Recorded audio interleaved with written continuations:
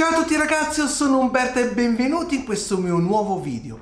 Oggi voglio parlarvi del famosissimo e famigerato Ted Bundy. Ma chi è che non conosce questo killer? Anzi, penso il più famoso killer in tutto il mondo. Sicuramente tutti, o comunque quasi tutti, la maggior parte di voi avranno sentito parlare di questa persona pazzesca, letteralmente fuori di testa, che ha fatto una strage. Ma questa che vi sto per raccontare oggi non è la classica storia, perché ce ne sono diverse. Ma sentite questa versione, perché da quello che si dice è la più credibile. Prima di iniziare però, come sempre, mi raccomando, vi ricordo di iscrivervi al canale, di attivare tutte le campanelline, di tempestare questo video con un bel like e commentare tantissimo. Ma ora partiamo subito senza perdere altro tempo.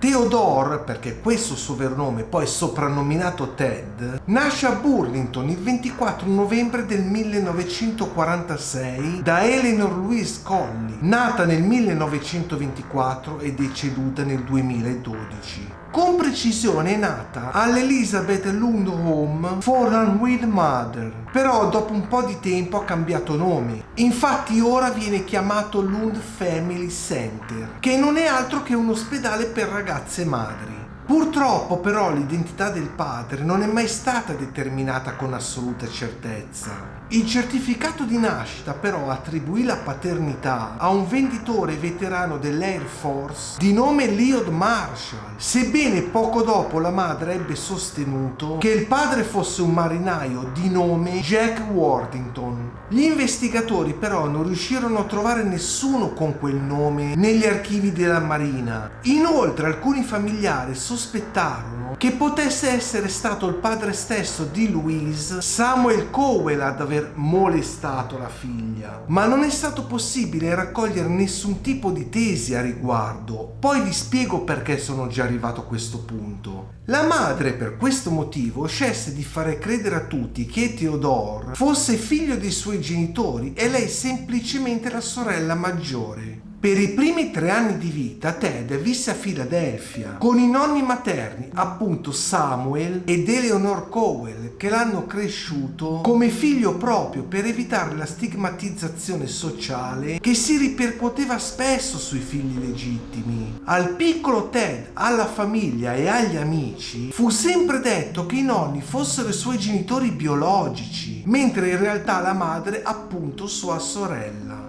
Per tutta la vita Ted espresse un risentimento verso la madre per avergli mentito così a lungo, lasciandogli purtroppo scoprire la verità da solo.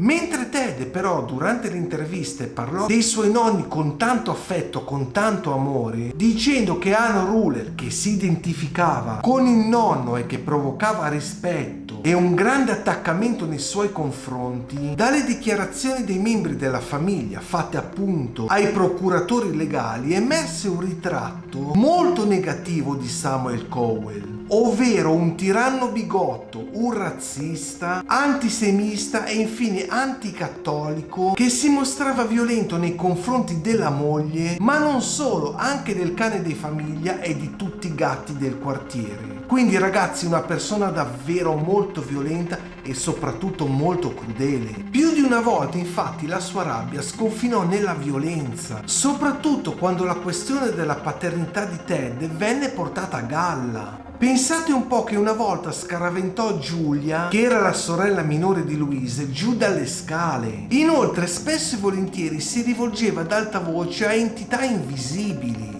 Dai racconti di Ted Bundy però emerge una nonna timida e obbediente che periodicamente si sottoponeva a sedute di terapia elettroconvulsivante per combattere appunto la depressione di cui soffriva. Nella fase finale della sua vita però non fu mai più uscita di casa. Lei viveva praticamente sempre solo dentro casa. Nel 1950 Louise cambiò il suo cognome e lo cambiò appunto da Cowell con Nelson ed eliminò completamente il suo primo nome, ovvero Eleanor, per poi lasciare incitata nello stato di Washington. Nell'anno successivo, ovvero nel 1951, Louise ha conosciuto durante un incontro per single nella chiesa di Tacoma un certo Johnny Culpepper Bundy, un cuoco che lavorava in un ospedale. Lo stesso anno si sposarono e Johnny Bundy adottò ufficialmente Ted. Successivamente, col passare del tempo, però, Johnny e Louise concepirono ben altri 4 figli. E sebbene Johnny tentasse di far sentire accolto anche il figlio adottato, includendolo nelle attività di famiglia e nelle attività di campeggio che spesso erano abituati a fare, però Theodore, nonostante tutto quello che facevano, rimase molto distaccato da loro. Più tardi però si lamentò con la sua ragazza dell'epoca di come Johnny non fosse suo vero padre e di come non fosse molto brillante e tra l'altro neanche tanto ricco a livello finanziario. Le vicende che riguardano però la vita di Ted Bundy a Tacoma non sono sempre coerenti tra le varie biografie. Stephen McCloud e Hage Ainsworth riportarono che Ted aveva l'abitudine di vagabondare per il quartiere e frugare nei cassonetti della pattumiera alla ricerca, sapete di cosa? Di fotografie pornografiche.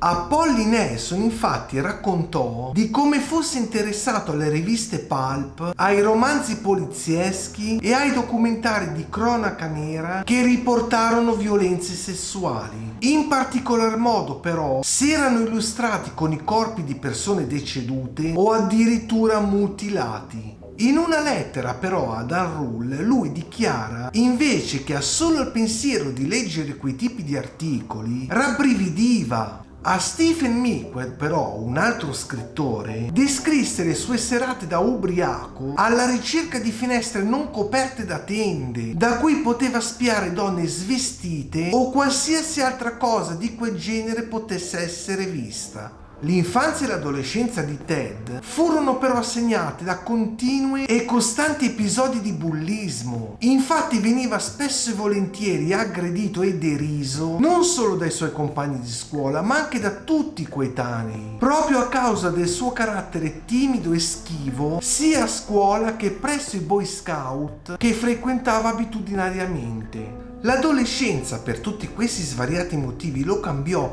e divenne lui stesso un bullo, commettendo vari furti e partecipando anche a varie risse. Successivamente però sembrò cambiare improvvisamente perché cominciò a essere attratto sia dalla politica e dallo sci, isolandosi completamente dalla società. Bundy infatti rimase disoccupato perché non si impegnò abbastanza nei suoi saltuari lavori, insomma un po' di qui un po' di là, ma nel 1967 fortunatamente trovò una donna di buona famiglia di nome Diane Edwards con cui provò a legare. La ragazza, dopo essersi laureata, troncò ogni tipo di rapporto e lui ovviamente rimase scioccato. Ma ragazzi, uno shock che purtroppo non si riprese mai più. Quello è stato infatti l'episodio che fece cambiare drasticamente sia la sua personalità che il suo carattere. Purtroppo però sempre in quel periodo lui scoprì le sue origini e tutto questo messo insieme aggravò ancora di più la sua situazione già precaria. Quella che riteneva sua sorella in realtà effettivamente era proprio la madre e questo ha provocato in Ted uno shock pazzesco e secondo molte persone la molla finale che lo spinse a commettere delitti. Disse alla sua fidanzata dell'epoca che suo cugino gli aveva mostrato la verità, mentre invece a Stephen McCloud e Hage Ainsworth disse invece di aver trovato il suo certificato. Ann Rule, sua biografa e scrittrice, specializzata tra l'altro in crimini e anche sua conoscente, è dell'opinione che Ted Bundy abbia trovato il suo certificato di nascita nel 1969 a Vermont. Proprio in quell'anno il suo periodo di depressione iniziò a placarsi e per questo motivo si iscrisse all'università in cui seguì corsi di psicologia e di legge. Ma non solo questo ragazzi, perché poco tempo dopo prese addirittura la tessera del Partito Repubblicano, diventando tra l'altro una giovane promessa e iniziando una nuova relazione con la giovane Elizabeth Klopfer. Ed è proprio in questo periodo, raga, che Ted incontrò Ann Rule, una donna che segnò definitivamente la sua vita e diventò oltre che un'amica anche una sua confidente, ma totalmente all'oscuro della sua doppia vita. Tale esperienza infatti venne descritta da Rule nel libro intitolato Un estraneo al mio fianco. Sempre in quel periodo fu indicato come eroe per aver salvato una bambina che stava annegando in un parco e sembrerebbe per questo motivo che si rimise con la sua ex fidanzata, ovvero Diane Edward, che vedendolo cambiato decise appunto di tornarci insieme. Nel gennaio del 1974 però Ted troncò anche lui ogni rapporto con lei, dichiarando poi successivamente di averlo fatto per dimostrare a se stesso che poteva sposarla, ma di essere riuscito a lasciarla come aveva fatto lei anni prima. Da questo avvenimento Ted Bundy sfogò la sua rabbia repressa in furia omicida.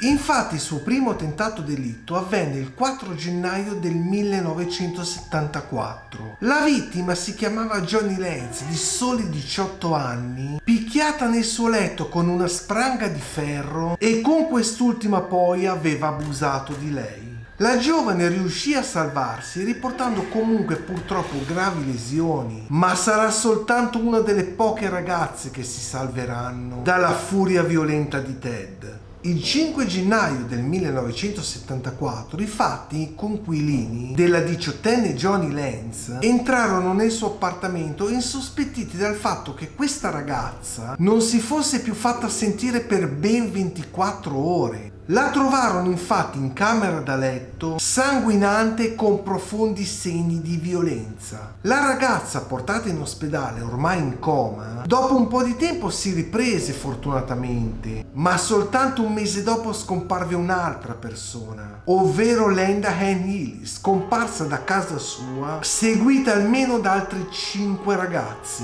Il 17 giugno dello stesso anno però venne ritrovato il corpo di Brenda Carroll Ball e 2 mesi dopo furono trovati i resti di 2 ragazze il 14 luglio dal lago Sammamish. I loro nomi sono Janice Ott e Denise Naslund.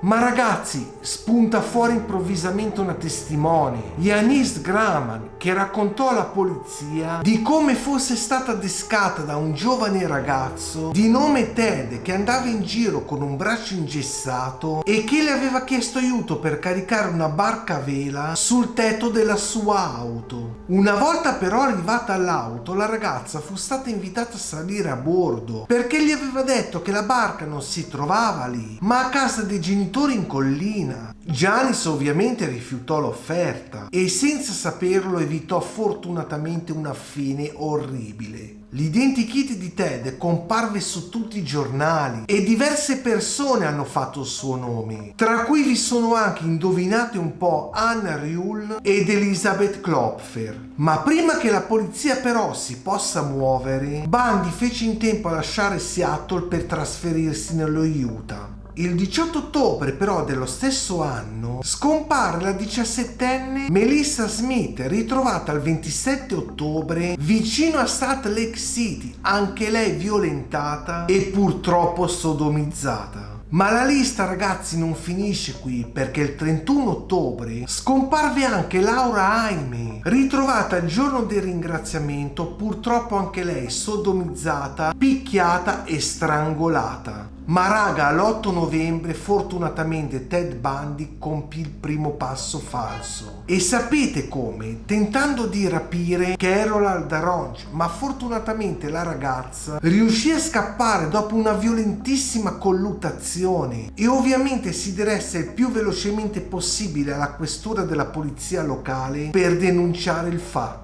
Ma poche ore dopo, ragazzi, scomparve ancora un'altra persona. Lei si chiamava Raylan Shepard, che racconta come fosse stata avvicinata da un uomo che si era finto un poliziotto, ma che fortunatamente lei non aveva seguito. Ted Bundy a questo punto però si spostò in Colorado, dove scomparirono altre 4 donne tra il gennaio e l'aprile del 1975. La fortuna aiutò gli investigatori il 16 agosto dello stesso anno, quando il poliziotto Bob Hayward ferma una Volkswagen Maggiolino perché viaggiava di sera a luci spente. E sapete di chi era quella macchina? Sicuramente l'avete capito tutti, era proprio sua, è proprio quella di Ted Bundy. Infatti nella stessa auto durante la perquisizione vengono trovati una spranga, un passamontagna, un rompighiaccio e delle manette.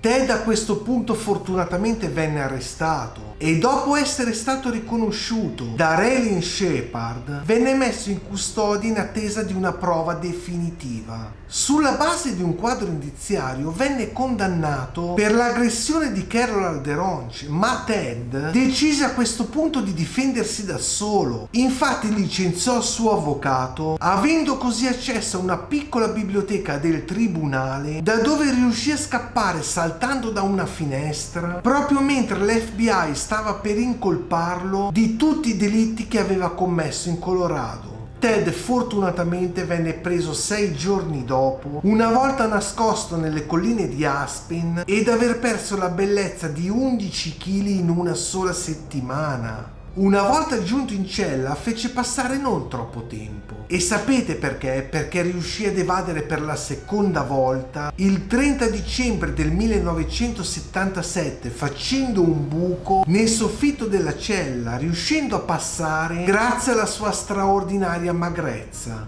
Raggiunto l'appartamento del custode del carcere, indossò rapidamente una sua divisa e uscì indisturbato tranquillamente dalla porta principale. Dopo un lungo via vai, andare in giro a destra e a sinistra, riuscì a raggiungere la Florida il 14 gennaio del 1978 ed entra nella sede del gruppo studentesco Chi Omega situato a Tallahassee, togliendo la vita a ben 2 ragazze mentre dormivano, Lisa Levin e Margaret Bowen, rispettivamente di 20 e 21 anni, e mordendo, pensate un po', ripetutamente i loro corpi. Ma non finisce qui, ragazzi, perché ne ferì altre 2, Katie Kleiner e Karen Chandler, che se la cavarono fortunatamente solo con qualche frattura al capo e con qualche dente rotto. La stessa notte però, a qualche isolato da quella sede, dopo aver lasciato la casa della confraternita, Ted fa irruzione in un appartamento seminterrato e attaccò la studentessa Cheryl Thomas, slogandole una spalla e fratturandole una mascella. Ma non solo, non si accontentò di questo. Le diedero infatti persino anche 5 punti sulla testa. La ragazza purtroppo viene lasciata con sordità permanente e non solo, ma anche danni al suo equilibrio che porranno fine alla sua carriera di ballerina. Ma qua andiamo avanti con l'elenco, perché il 9 febbraio del 1978, quindi praticamente un mese dopo, i genitori della dodicenne Kimberly Leach di Lake City ne denunciarono la scomparsa. Il suo corpo verrà ritrovato soltanto 8 settimane dopo in un parco in un terrificante stato. 2 testimoni però fortunatamente erano riusciti a prendere il numero di targa dell'auto, ma solo perché Ted l'aveva abbandonata e successivamente durante le indagini quell'auto fu risultata infatti rubata. I ragazzi infatti che avevano preso il numero di targa successivamente hanno potuto identificare Ted Bundy tramite le foto segnaletiche. Poco dopo, il 15 febbraio, Ted Bundy viene fermato da un agente di polizia del Pensacola vicino al confine di stato di Alabama alla guida di un'auto rubata, ovviamente un'altra, e dopo la colluttazione avuta con l'agente di polizia venne arrestato di nuovo e questa volta fortunatamente in modo definitivo. All'inizio Ted, senza alcun documento d'identità, non rivela chi sia e soltanto dopo una settimana chiede di parlare con la sua ex al telefono, ovvero Elizabeth Klopfer, che lo convinse a dire chi sia alle autorità. Tra il 1979 però e il 1980 in Florida si tenne il processo, seguito con la massima attenzione dai mass media non solo locali ma di tutto il mondo. E sapete come finirà? con la condanna a morte di Ted Bundy. Ma ragazzi, ad incastrarlo non è stata una persona, ma saranno i segni lasciati sui corpi delle due ragazze che le ha tolto la vita al Chi Omega. Ma non solo, una testimonianza di una studentessa che lo vide uscire dopo i delitti. Nuovamente al processo, la corte ritenne l'imputato colpevole di 3 delitti, ma Ted Bundy successivamente ne confermò altri ben 26. Tra le particolarità dello sviluppo processuale si ricorda la scelta di Bundy di difendersi da solo e il matrimonio con Caroline Ann Bone, un'amica conosciuta nel 1974 e chiamata a testimoniare appunto in suo favore. Ted però, conoscendo una vecchia legge della Florida, secondo cui una proposta di matrimonio fatta davanti a un giudice doveva ritenersi valida, chiese appunto a Anna di sposarlo e lei accettò. Riuscì ad avere dei rapporti con lei durante la detenzione e ne nacque appunto una figlia di nome Rose, ma soltanto dopo poco tempo si persero le tracce. L'uomo inoltre usò le sue capacità persuasive per rimandare per ben 3 volte la pena capitale. Alla fine della lettura di sentenza della condanna, il giudice Edward Coward si rivolse a Ted con le seguenti parole: si prenda cura di se stesso, figliolo. Glielo dico sul serio, si prenda cura di se stesso. È una tragedia per questa corte vedere un tale totale spreco di umanità come quello che ho visto in questo tribunale. Lei è un uomo giovane e brillante, avrebbe potuto essere un buon avvocato. Avrei voluto vederla in azione, ma lei si è presentato dalla parte sbagliata. Si prenda cura di sé, non ho nessun malanimo nei suoi confronti. Voglio solo che lo sappia, si prenda cura di se stesso. Raga, queste sono le parole del giudice. Destinato a questo punto alla sedia elettrica, fu giustiziato la mattina del 24 gennaio del 1989. Fuori dal carcere, non avete idea, si radunò una folla con striscioni e urla che inneggiarono all'esecuzione. Una volta avuto ciò che si meritava, il corpo di Ted Bundy fu cremato e le ceneri disperse sulle Teton Mountains. La maggior parte delle sue vittime venne adescata nelle vicinanze dei college o residenze universitarie, sempre con la tecnica del braccio ingessato, chiedendo aiuto alla vittima per trasportare oggetti vari proprio nella sua macchina. Una volta che le vittime però salirono nell'auto di Ted Bundy, la malcapitata si accorgeva, ormai ovviamente troppo tardi, che dal lato del passeggero, ovvero proprio dove stava seduta lei, mancava la maniglia. Ma non solo la maniglia, anche la manovella per abbassare i finestrini, rimanendo palesemente intrappolata nell'auto. Portata subito dopo in un luogo isolato, venne picchiata e poi le venne tolta la vita tramite strangolamento o armi da contatto.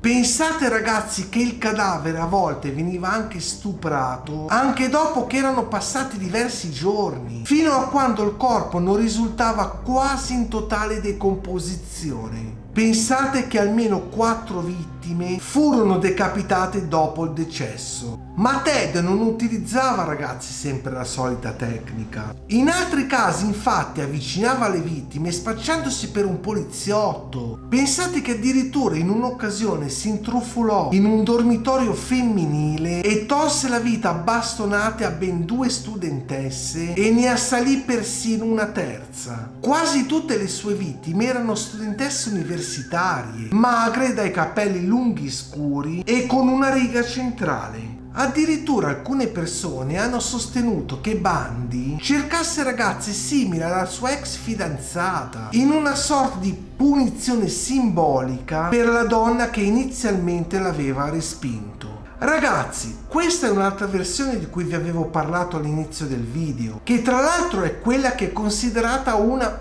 insomma, diciamo delle versioni più attendibili.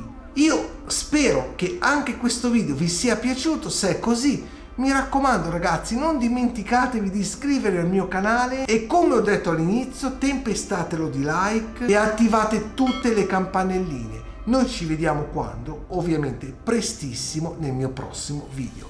Ciao a tutti raga e stay tuned.